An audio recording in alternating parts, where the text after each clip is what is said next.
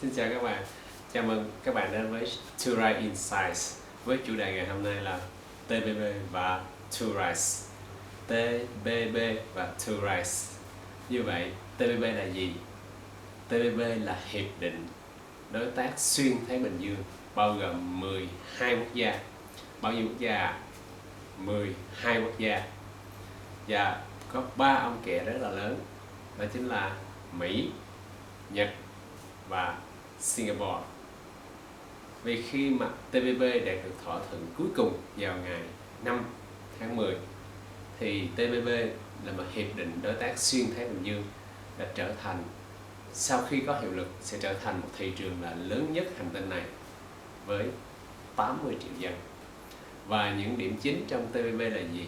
Những điểm chính trong TPP sẽ ảnh hưởng đến tất cả các doanh nghiệp của Việt Nam chúng ta. Về góc độ tài chính thì chúng ta sẽ thu hút được một lượng vốn rất là lớn. Mình xin nhắc lại nhé, vốn rất là lớn trong tài chính. Dòng vốn nước ngoài sẽ đổ về, và đổ về trong bao nhiêu ngành ạ?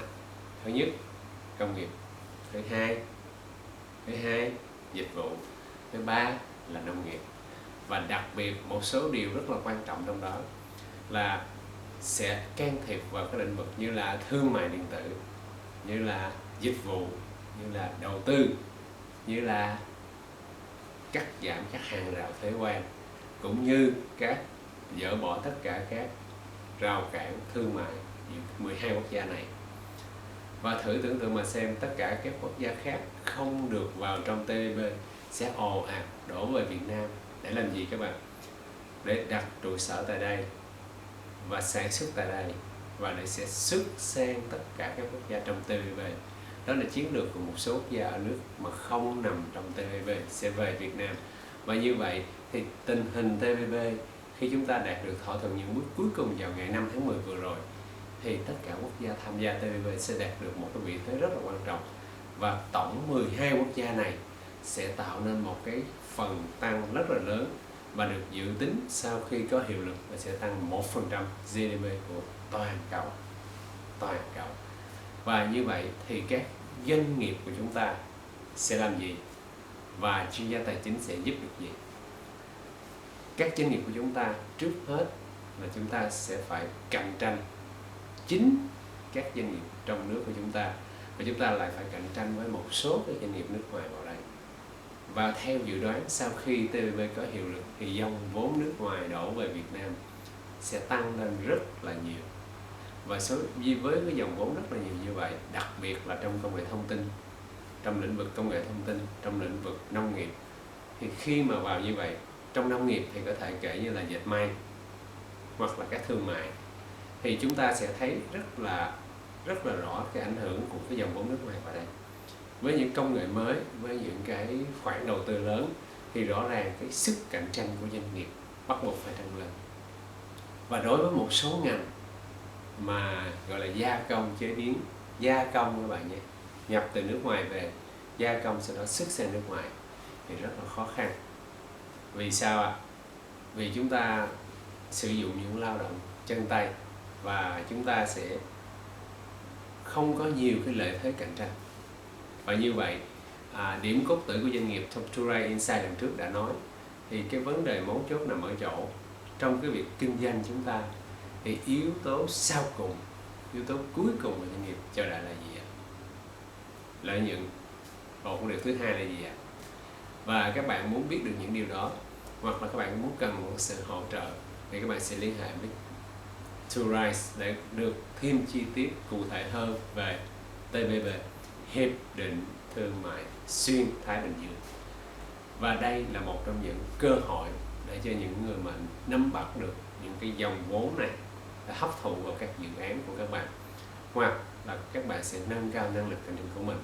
Và có một cái lĩnh vực rất là đặc biệt sẽ được quan tâm trong khi mà hiệp định TPP có hiệu lực, và ở trên thế giới rất là phát triển. Lúc nãy mình nhắc tới các bạn 3 quốc gia, đó là Mỹ, đó là Nhật Bản và Singapore. Mỹ và Nhật Bản có cái nguồn vốn đầu tư vào Việt Nam rất là lớn, và Singapore và Mỹ là hai quốc gia sử dụng trí tuệ các bạn, dùng trí tuệ, dùng chất xám rất là cao, và để được cạnh tranh được, để xem như là chúng ta sẽ phát triển được và tận dụng tất cả các nguồn lợi thế đó, thì nội lực của chúng ta phải chuẩn bị rất là nhiều. Và đối với những doanh nghiệp vừa và nhỏ thì chúng ta phải làm gì? Chúng ta bắt buộc chúng ta phải có cách để chúng ta nâng cao lên cái điểm độc đáo của doanh nghiệp chúng ta. Và với một vài cái sự giúp đỡ trong một số cái dịch vụ của doanh nghiệp, thì Tourize cũng mong mang đến cho các bạn cách để các bạn khai thác tối đa cái tài sản của doanh nghiệp của mình, cũng như các bạn nâng cao chất lượng của công ty của mình, chất lượng dịch vụ. Và đó chính là thông điệp mà Tourize Insight ngày hôm nay gửi đến cho các bạn. Chủ đề ngày hôm nay là TBB và Tourize, và chương trình được thực hiện tại trụ sở của Tourize vào lúc 0 giờ 30 phút ngày 13 tháng 10 2015. Và các bạn nhớ theo dõi tourize.com. Và chúc các bạn có một sự bùng nổ và có một sự chiến lược chuẩn bị dài hơi để mà chúng ta tiếp nhận một cái lượng nguồn vốn khổng lồ nước ngoài vào, và chúng ta sẽ hòa chung vào những cái đoàn người để mà đi trên con đường chiến thắng. Bao nhiêu trong số các bạn muốn đi trên con đường chiến thắng ạ? Vâng, rất tuyệt vời. Và chúc bạn một ngày thật sự tuyệt vời. Các bạn nhớ nhé, TBB và Tourize. Có bất kỳ thắc mắc nào, các bạn hãy liên hệ về với Tourize để chúng ta sẽ cùng hợp tác mổ xẻ và nâng cao chất lượng của doanh nghiệp của mình, cũng như là có những cái giải pháp đột phá mà chi phí rất là thấp để chúng ta có thể nâng cao hơn nữa cái năng lực cũng như cái điểm độc đáo của doanh nghiệp chúng ta.